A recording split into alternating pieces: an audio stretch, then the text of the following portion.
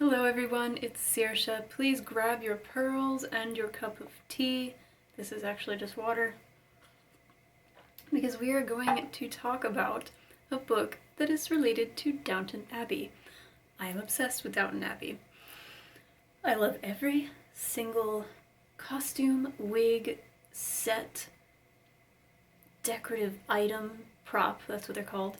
I love everything about that show. And this book is called Lady Almina and the Real Downton Abbey, The Lost Legacy of Highclere Castle. Now I don't know if it's Highclere or Highclere, so forgive me. So this is a real castle where they film Downton Abbey. And it is in, oh my goodness. It is in the south part of England. It's not in Yorkshire. Let's just say that. I kind of have a memory of it being close to Bath, but I could be wrong. I just remember being there and thinking I should take a day trip to see that castle, and then I didn't get to it, and I really regret it. But one day I will visit because I'm a super fan. So when I saw this book, I had to pick it up. This is by the actual Countess of Carnarvon. Again, I don't know if that's pronounced correctly. But this is the real countess who lives there and is married to the Earl of Carnarvon. So she, when she moved in there, got into the history of the house, and then, you know, they allowed whoever it was to film Downton Abbey there. And it's very interesting to see the parallels between the real story and the fictional story. I'm loosening my skirt because it is way too tight when I sit. Okay, I'll read you the back here. Oh, and first of all, this was published in 2011. Lady Almina and the Real Downton Abbey tells the story behind Highclere Castle, the real-life inspiration and setting for Julian Fellowes' Emmy Award-winning PBS show Downton Abbey, and the life of one of its most famous inhabitants, Lady Almina, the 5th Countess of Carnarvon. Drawing on a rich store of materials from the archives of Highclere Castle, including diaries, letters, and photographs, the current Lady Carnarvon has written a transporting story of this fabled home on the brink of war. Much like her masterpiece classic counterpart, Lady Cora Crawley, Lady Almina was the daughter of a wealthy industrialist, Alfred de Rothschild, who married his daughter off at a young age, her dowry serving as the crucial link in the effort to preserve the Earl of Carnarvon's ancestral home. Throwing open the doors of Highclere Castle to tend to the wounded of World War I, Lady Almina distinguished herself as a brave and remarkable woman. This rich tale contrasts the splendor of Edwardian life in a great house against the backdrop of the First World War, and offers an inspiring and revealing picture of the woman at the center of the history of Highclere Castle. Whew, that was a mouthful. So, there is a large section, maybe almost half the book, that's about World War I. And when I picked it up, I was a little bit worried about that because I typically am just not at all intrigued by war narratives, fiction or nonfiction.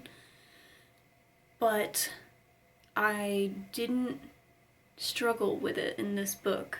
I found it, the way that she talked about it, very interesting and extremely sad. But that's not the whole story. There are other things that happen. So we meet Almina when she is getting married to the Earl of Carnarvon, and we kind of get to look in her head a little bit, but not totally, because this is based on all of the documents that the Countess had to work from, and so it's not... She, like, imagines how Almina might have felt sometimes, but she doesn't totally put words in her mouth, if you know what I mean. It's more factual than that. So some of the things I found interesting, this bit about the castle and the grounds. The park is a harmonious mix of natural and landscaped features designed for the first Earl of Carnarvon in the 18th century by Capability Brown. The different drives wind amongst the contours of the land to hide and reveal the first views of the castle. Long and short views have been created by skillful planting. Everywhere you look there are exotic imported trees, gracious avenues, and ornamental follies that direct your eye along some particularly glorious line. It is its own world, and even now visitors are struck by the strong sense of place, the unity between the land, the castle, and the people who live and work there. So I am all about sightlines. Is my light bright enough? I love interior design. I love the idea that the outdoors are even designed, especially in places like the UK. And I read about this in Bill Bryson's book, I think it was At Home, where he talked about how there were basically like landscape architects, and that's what this sounds like, where it's all contrived to make sure that you see the castle at the right angle, at the right time as you're getting closer to it, with like the most complimentary view around it. And I think that is so interesting because, of course, there's something to be said for wild natural beauty. Duh, I'm a huge fan. But I also love the way that people can design and tame a landscape to suit their vision. It's so wild. I love it. I love it so much. And I really wish I could go there. I think I looked into it when I was living in Scotland, and this was probably like the pandemic had already started and they weren't doing tours. One day. This is just funny. So they're talking about how the car has become a big thing at this point, because we meet Almina, I believe it's just the turn of the century, it's not 1900 yet, and she is the Countess for some decades. We go all the way through World War I and a bit beyond with her as the Countess, and then her son becomes the Earl. But anyway, the car. The Earl, he was summoned to appear in court in Newbury for driving at more than 12 miles per hour, the legal limit at the time. It was to be the first of numerous speeding fines for Lord Carnarvon. 12 miles per hour. Can you imagine? The street outside my house is 45 miles per hour, the speed limit, and it's insane. It's so dangerous. This is a tangent, but it is so, so dangerous, and I'm trying to think of ways that we could change it. Not just the speed limit, but something needs to happen with some lights or whatever, because there's a lot of bad accidents happening. So just to imagine cars and 12 miles per hour is so... It's funny, but it's also like, you know, if you've watched Downton Abbey, oh, the horrible accident. I don't know how much you've seen, so I won't totally spoil it, but was it the end of season 3? I think so. Unbearable. This is just a line from Almina's speech for the Newbury Unionist Women's Association in January 1911. In the Dark Ages, which are not very far behind us, we used to be called the weaker sex. We never were, and we never shall be weaker in our patriotism.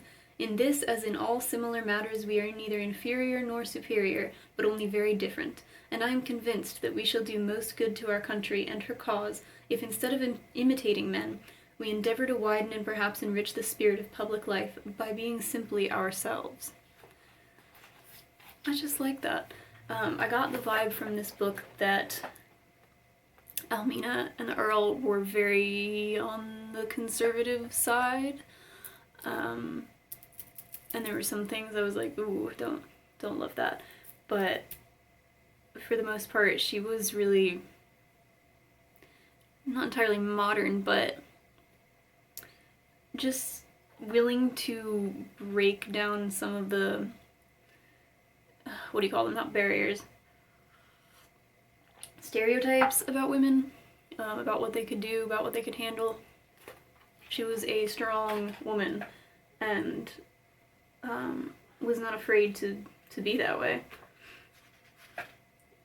Did I really? Hang on, I wanted to read something and then I proceeded to not put the page number, but it's about Christmas during World War I. And it is so, yeah, here.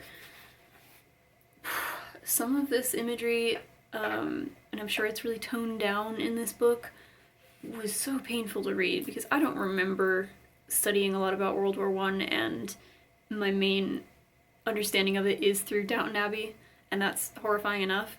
But reading some of the real things that happen, and just the people that were maimed and killed, and the families that were torn apart for what? Don't get me started on the pointlessness of war. And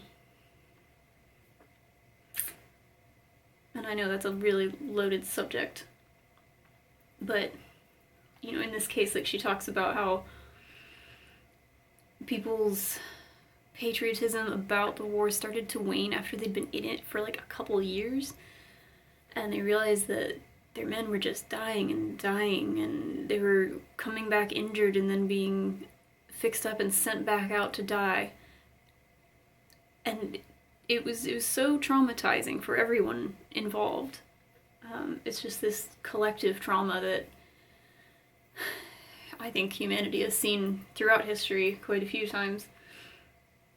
So anyway, it says, out on the Western Front there was a strange meeting taking place, an event that has assumed an almost mythic status. It began when German and British soldiers called out Happy Christmas to each other across no man's land.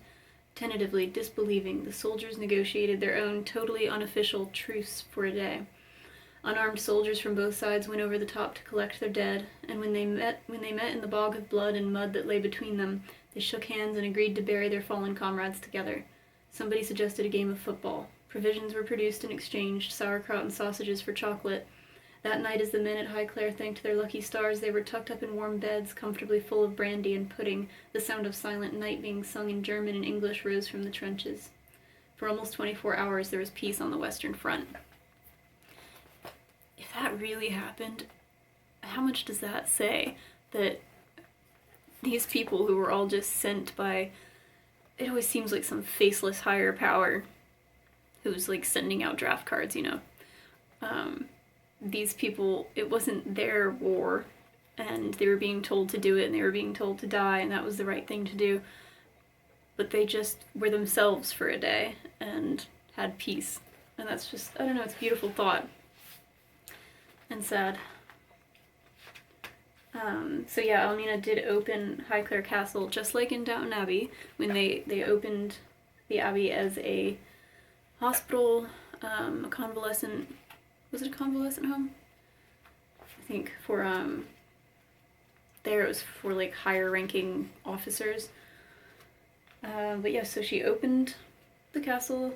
There are some great pictures in here. Like the castle with some blinds added to it, and there's a nurse. And then eventually she had to move the castle, or move the hospital to London, because it was more practical.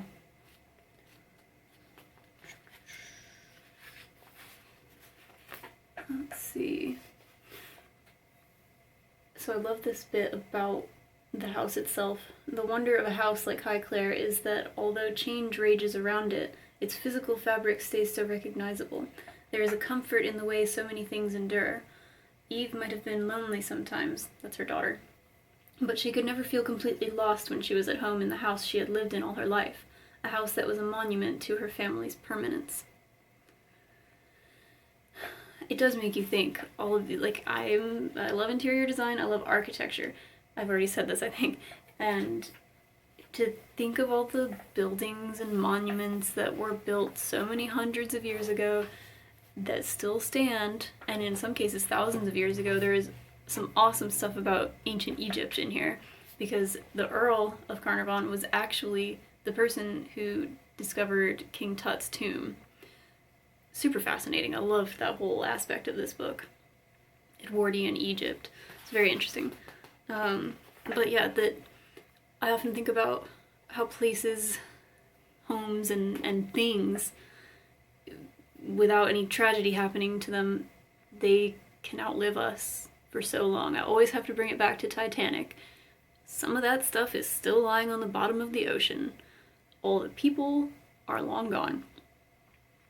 Their organic matter is gone, and there are still artifacts on the bottom of the Atlantic. So I just picture this, this castle just holding on forever throughout all of the tragedies that it sees happen.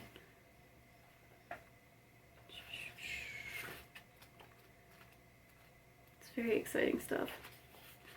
What does that say? Oh. Yeah, so, in case you didn't know, the Spanish flu happened right around the end of the war. Just as Almina got back to London, she went down with the Spanish flu, as did some of her patients. News of this great disaster had been emerging since the summer, and now the numbers affected were terrifying an already traumatized population. Broken Europe was swept by an influenza pandemic so deadly that it claimed many more lives than the recently finished war. At least 50 million died all over the world, from the Arctic to the Pacific Islands. The war had not caused the flu, but the fact that men with weakened immune systems had been closely herded together for 4 years probably helped to incubate it. The sickest flu patients were hospitalized and shipped home with the wounded, spreading the disease across the continent and then the world. It was an unusual strain in that it afflicted healthy young adults rather than the more usual victims, and it was terrible to nurse. Then there's a disgusting line there.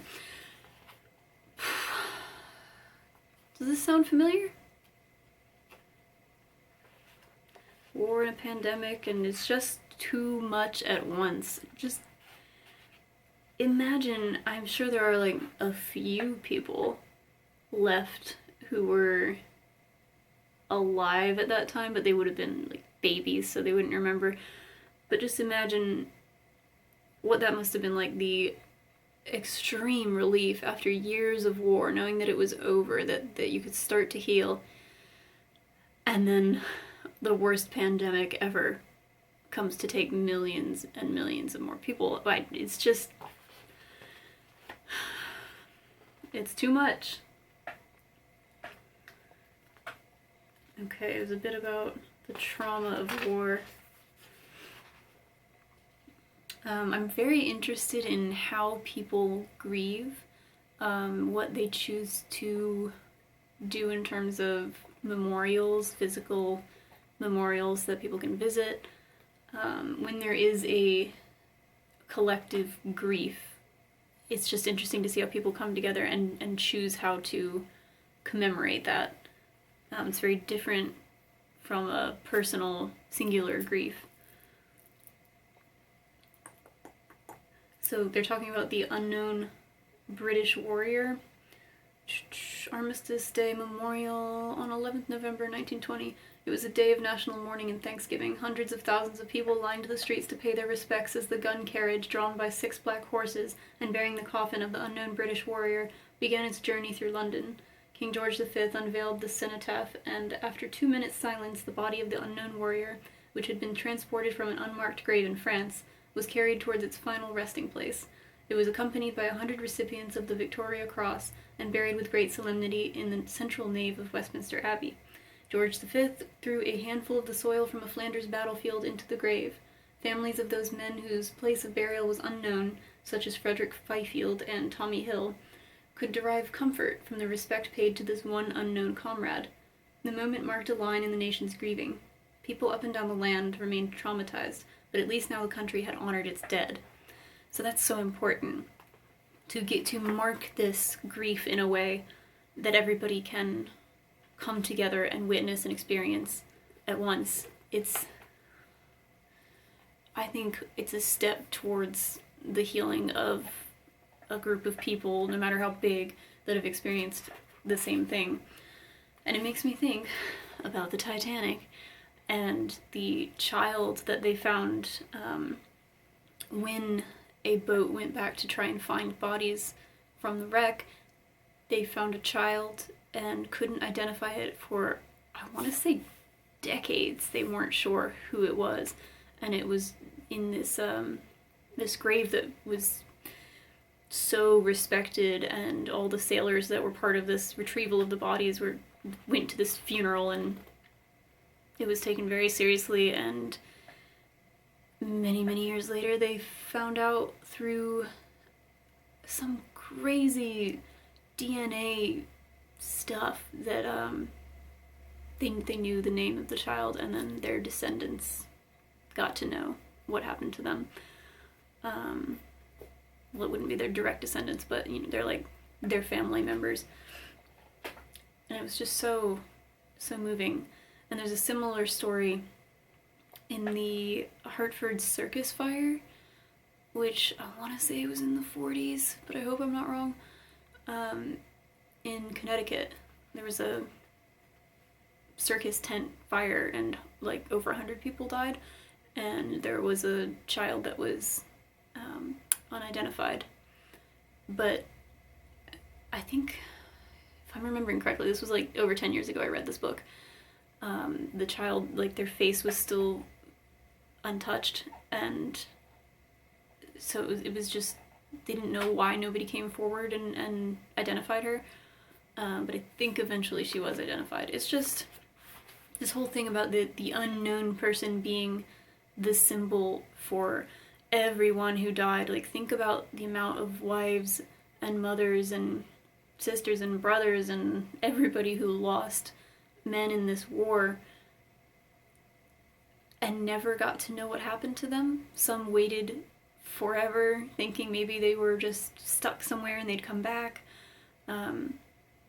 So they got to use this unknown soldier as someone to place their grief and hope and love on, and they were just a symbol for their lost person.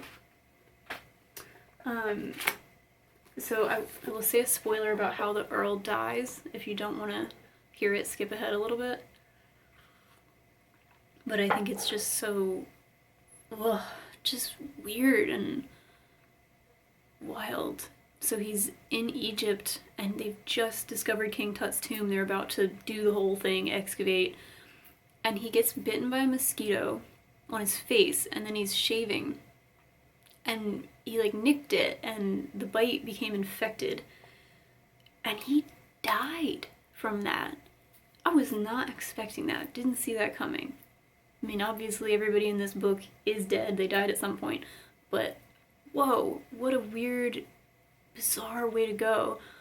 And right at the height of this thing that he had wanted for so many years. He'd gone to Egypt all the time. It was like an every year thing until the war. And then to have that be your downfall. But anyway, it was really fascinating. And there's actually another book, which I didn't realize when I started this. There's a second one that's called Lady Catherine, the Earl, and the Real Downton Abbey, which is about the wife of Almina's son. So Almina's son, when his father dies, becomes the Earl, and his wife Catherine becomes the Countess. And so there's another book about that, which I might have to check out. Here's just a lovely picture. I'm so wild about all of the decor of that time, and the outfits, the hats. The hats are nuts. It was so great that Downton Abbey in the very first episode starts off by talking about the Titanic and how it's just sunk, and that era, that point in time, is just one of my favorite time periods. I'd say around like 1860 to 1920, which is a pretty big range, but just so fascinating, all the things that were being discovered. And oh look, there she is with her first baby. There's just some great photos in here, and there's a portrait of her daughter. It's beautiful.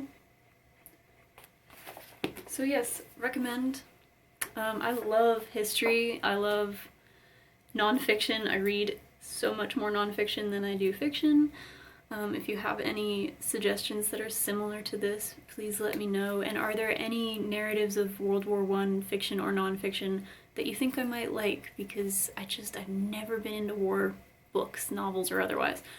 So do let me know, and thank you very much for watching. I hope you're looking forward to the new Downton Abbey movie that was supposed to come out on my birthday and has gotten pushed to, I think, May. Can't wait to see it. I'll see you all next time.